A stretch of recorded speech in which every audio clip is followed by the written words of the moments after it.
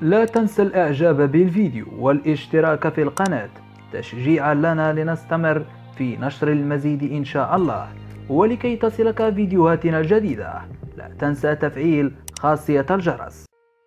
يوم السبت المقبل إن شاء الله ستجرى مباراة قمة عن ربع نهائي دوري أبطال إفريقيا ستجمع بين الوداد الرياضي المغربي وحورية كوناكري الغيني، فيما يلي تشكيلة الوداد الرياضي لهذه المواجهة الصعبة جدا: حراسة المرمى الحارس أحمد رضا التاغناوتي. خط الدفاع سيتكون من اللاعب عبد اللطيف نصير الذي سيشغل الجهة اليمنى الدفاعية، بينما سيشغل اللاعب محمد الناهري الجهة اليسرى الدفاعية، في حين سيتم الاعتماد على اللاعبين أشرف داري والشيخ إبراهيم كومارا في محور الدفاع.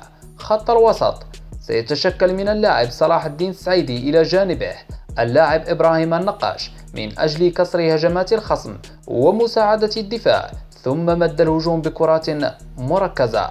أما مركز صناعة اللعب فسيعتمد فيه على خدمات اللاعب وليد الكارتي.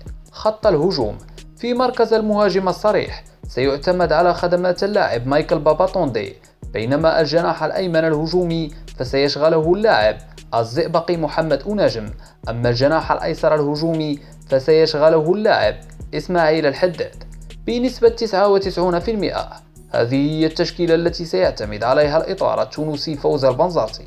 حظ موفق لنادي الوداد الرياضي المغربي في دوري أبطال إفريقيا. متابعي قناة بدر نيوز، ما رأيكم في هذه التشكيلة؟